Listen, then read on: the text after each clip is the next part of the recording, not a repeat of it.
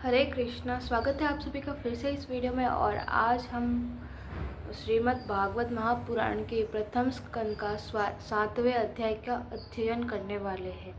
पिछले वीडियो में हमने 6ठे अध्याय का अध्ययन किया था और आज हम 7वें अध्याय का अध्ययन करने वाले हैं।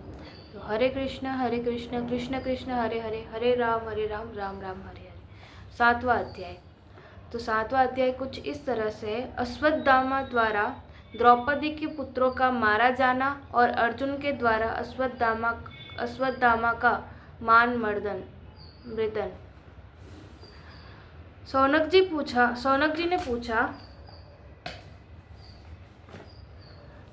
ने पूछा, सूत जी, सर्वज्ञ एवं शक्तिमान व्यास भगवान ने नारद जी का अभिप्राय सुन लिया, फिर उनके चले जाने पर उन्होंने क्या किया? श्री सूत जी ने कहा, ब्रह्म नदी सरस्वती के पश्चिम तट पर शम्याप्रास नामक एक आश्रम है। वहाँ ऋषियों के यज्ञ चलते ही रहते हैं। वहीं व्यास जी का अपना आश्रम है। उसके चारों ओर बेर का सुंदर वन है। उस आश्रम में बैठकर उन्होंने आचमन किया और स्वयं अपने मन को समाहित किया। उन्होंने भक्ति योग के द्वारा अपने मन को पूर्णतया एकाग्र और निर्मल करके आदि पुरुष परमात्मा और उनके आश्रय से रहने वाली माया को देखा। इसी माया से मोहित होकर हर जीव तीनों गुणों से अतीत होने पर भी अपने को त्रिगुणात्मक मान लेता है और इस मान्यता के कारण होने वाले अनर्थों को भोगता है। इन अनर्थों की शांति का साक्षात साधन है केवल भगवान का भक्ति योग। परंतु संसार के लोग इस बात को नहीं जानते।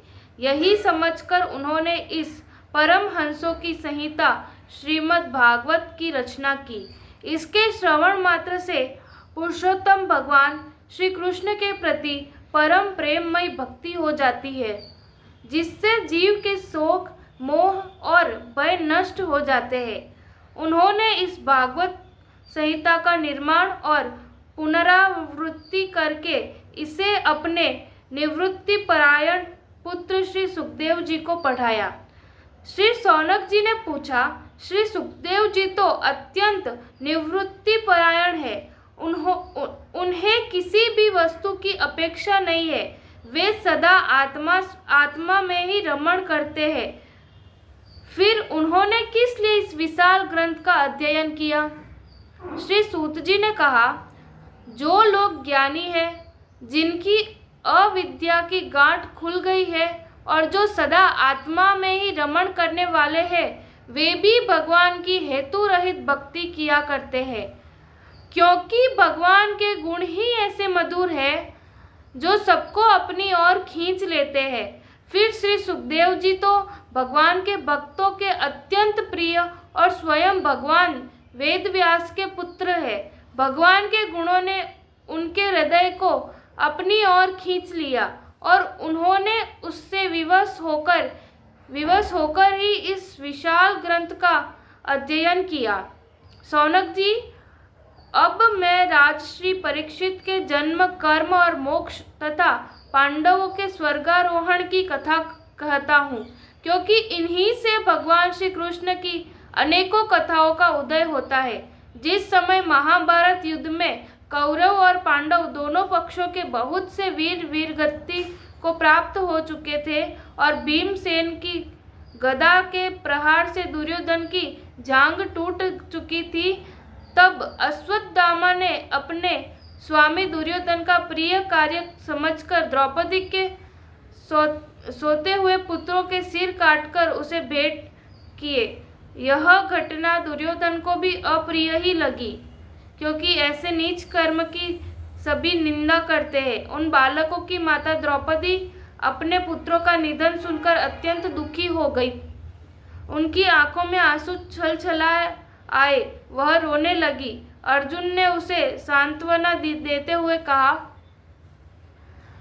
कल्याणी, मैं तुम्हारे आंसू तब पूछूंगा जब उस आततायी ब्राह्मण का सिर गांडीव धनुष के बाणों से काटकर तुम्हें भेंट करूंगा और पुत्रों की अंत्येष्टि क्रिया के बाद तुम उस पर पैर रखकर स्नान करोगी। अर्जुन ने इस मीठी और विचित्र बातों से द्रौपदी को सांत्वना दी और अपने मित्र भगवान श्री कृष्ण की सलाह से उन्हें सारथी बनाकर कवच धारण कर और अपने भयानक गांडीव धनुष को लेकर वे रथ पर सवार हुए तथा गुरुपुत्र अश्वत्थामा के पीछे दौड़ पड़े। बच्चों की हत्या से अश्वत्थामा का भी मन उद्विग्न हो गया था। जब उसे दूर से ही देखा कि अर्जुन मेरी ओर झपटे हुए आ रहे हैं, तब वह अपने प्राणों की रक्षा के लिए पृथ्वी पर जहां तक भाग सकता था रुद्र से भयभीत सूर्य की भांति भागता रहा। जब उसने देखा कि मेरे रथ के घोड़े थक गए हैं और मैं बिल्कुल अकेला हूँ, तब उसने अपने को बचाने का एकमात्र साधन ब्रह्मास्त्र ही समझा। यद्यपि उसे ब्रह्मास्त्र को लौटाने की विधि मालूम नहीं थी, फिर भी प्राण संकट देकर उसने आचमन किया और ध्यानस्थ होकर ब्रह्मास्त्र का संधान किया। उस अस्त्र से सब दिशाओं में एक बड़ा प्रचंड तेज फैल गया। अर्जुन ने देखा कि अब तो मेरे प्राणों पर ही आ बनी है। तब उन्होंने श्री कृष्ण से प्रार्थना की। अर्जुन ने कहा, श्री कृष्ण, तुम सच्चिदानंद स्वरूप परमात्मा हो, तुम्हारी शक्ति अनंत है, तुम ही भक्तों को अभय देने वाले हो। जो संसार की धगधगती हुई आग में जल रहे उन जीवों का उससे उबारने वाला एकमात्र तुम ही हो। तुम प्रकृति से परे रहने वाले आदि पुरुष साक्षात परमेश्वर हो। अपनी चित्त शक्ति से बहिरंग एवं त्रिगुणमय माया को दूर भागकर अपने अद्वितीय स्वरूप में स्थित हो। वही तुम अपने प्रभाव से माया मोहित जीवों के लिए धर्मदि रूप कल्याण का विधान करते हो। तुम्हारा यह अवतार पृथ्वी का भार हरण करने के लिए और तुम्हारे अनन्य प्रेमी भक्तजनों के निरंतर स्मरण ध्यान करने के लिए है। स्वयं प्रकाश स्वरूप श्री कृष्ण, यह भयंकर तेज अब और से मेरी ओर आ रहा है। यह क्या है, कहाँ से क्यों आ रहा है, इसका मुझे बिल्कुल पता नहीं है। भगवान ने कहा, अर्जुन, यह अश्वत्थामा का चलाया हुआ ब्रह्मास्त्र है। यह बात समझ लो कि प्राण संकट उपस्थित होने से उसने इसका प्रयोग तो कर दिया, परंतु वह इस अस्त्र को लौटाना नहीं जानता। किसी भी दूर अस्त्र में इसको दबा देने की शक्ति नहीं है। तुम शस्त्रास्त्र विद्या को भली भांति जानते ही हो। ब्रह्मास्त्र के तेज ही इस ब्रह्मास्त्र की प्रचंड आग को बुझा दो। सूत जी कहते हैं, अर्जुन विपक्षी वीरों को मारने में बड़े प्रवीण थे। भगवान की बात सुनकर उन्होंने आचमन किया और भगवान की परिक्रमा करके ब्रह्मास्त्र के निवारण के लिए ब्रह्मास्त्र का ही संधान किया। बाणों से वेष्टित उन दोनों ब्रह्मास्त्रों के तेज प्रलयकालीन सूर्य एवं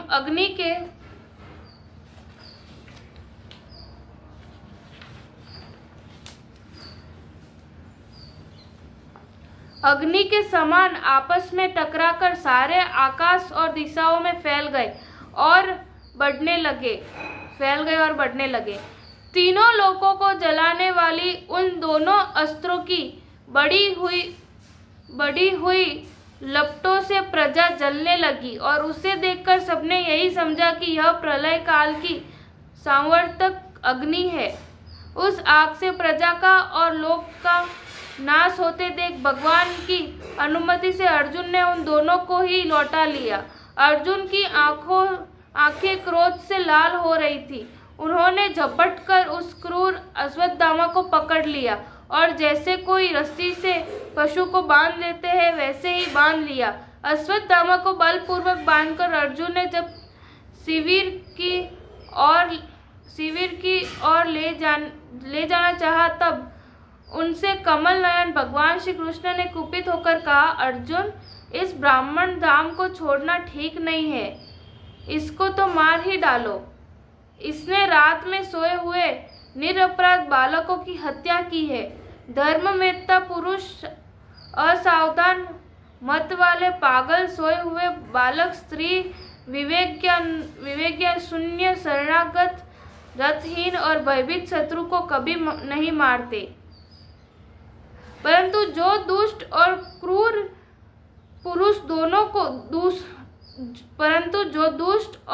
क्रूर पुरुष दूसरों को मारकर अपने प्राणों का पोषण करता है, उसका तो वध ही इसके लिए कल्याणकारी है, क्योंकि वैसी आदत को लेकर यदि वह जीता है तो और भी पाप करता है और उन पापों के कारण नरकगामी होता है। फिर मेरे सामने ही तुमने द्रौपदी से प्रतिज्ञा ली थी कि मानवती, जिसने तुम्हारे पुत्र का वध किया है, उसका सिर मैं उतार लाऊंगा। इस पापी कुलांगार आत्तेय ने तुम्हारे पुत्र का वध किया है और अपने स्वामी दुर्योधन को भी दुख पहुंचाया है, इसलिए अर्जुन इसे मार ही डालो। भगवान श्री कृष्ण ने अर्जुन के धर्म की परीक्षा लेने के लिए इस प्रकार प्रेरणा की, परंतु अर्जुन का हृदय महान था।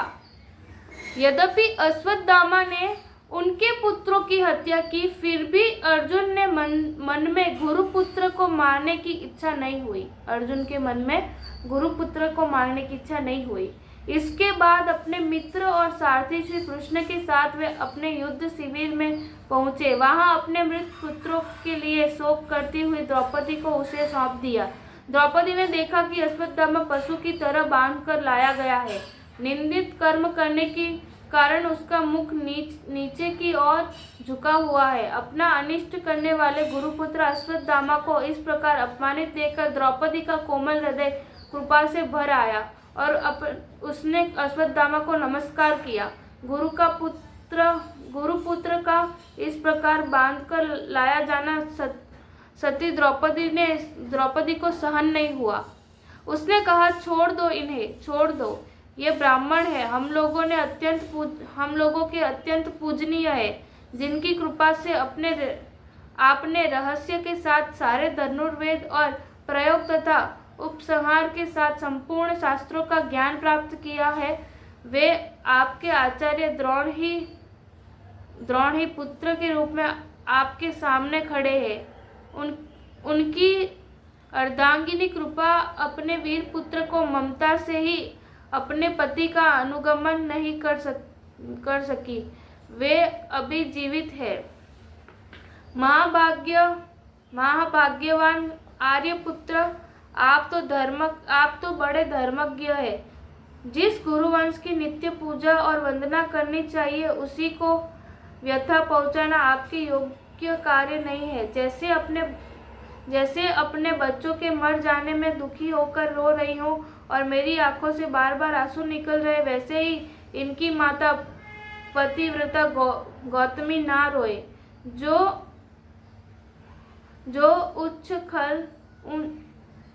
उच्छृंखल राजा अपने कुकृत्यों से ब्राह्मण कुल को कुपित कर देते हैं, वह कुपित ब्राह्मण कुल उन राजाओं को सपरिवार शोकाग्नि में डालकर शीघ्र ही भस्म कर देता है। सूत जी ने कहा, शौनक आदि ऋषियों, द्रौपदी की बात धर्म और न्याय के अनुकूल थी। उसमें कपट नहीं था, करुणा और समता थी। अतएव राजा युधिष्ठिर ने रानी के इन हित भरे श्रेष्ठ वचनों का अभिनंदन किया।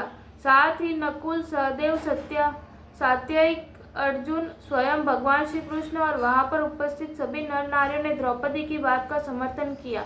उस समय क्रोधित होकर भीमसेन ने कहा, जिसने सोते हुए बच्चों को न अपने लिए और न अपने स्वामी के लिए बल्कि व्यर्थ ही मार डाला, उसका तो वध ही उत्तम है। भगवान श्री कृष्ण ने द्रौपदी और भीमसेन की बात सुनकर और अर्जुन की ओर देखकर कुछ हंसते हुए से कहा। भगवान श्री कृष्ण बोले, पतित ब्राह्मण का भी वध नहीं करना चाहिए और आत्तेय को मार ही डालना चाहिए। शास्त्रों में मैंने ही ये दोनों बातें कही है, इसलिए मेरी दोनों आज्ञाओं का पालन करो। तुमने द्रौपदी को सांत्वना देते समय जो प्रतिज्ञा ली थी उसे भी सत्य करो। साथ ही भीमसेन, द्रौपदी और मुझे जो प्रिय हो वह भी करो। सूत जी कहते हैं, अर्जुन भगवान के हृदय की बात तुरंत ताड़ गए और उन्होंने अपनी तलवार से अश्वत्थामा के सिर की मणि अपने बालों के साथ उतार ली। बालकों की हत्या करने से वह श्रीहीन तो पहले ही हो गया था, अब मणि और ब्रह्म तेज से भी रहित हो गया। इसके बाद उन्होंने रस्सी का बंधन खोलकर उसे शिविर से निकाल दिया। मुड़ देना, धन छीन लेना और स्थान से बाहर निकाल देना, यही ब्राह्मण धर्म का वध है। उनके लिए इससे भिन्न शारीरिक वध का विधान नहीं है। पुत्रों की मृत्यु से द्रौपदी और पांडव सभी शोकातुर हो रहे थे। अब उन्होंने अपने मरे हुए भाई बंधुओं की दाहादी अंत्येष्टि क्रिया की। तो यहाँ तक 7वां अध्याय था कुछ इस तरह से। तो आगे हम 8वां अध्याय अध्ययन करेंगे। तो तभी तक हरे कृष्ण कृष्ण कृष्ण हरे हरे, हरे राम राम राम हरे।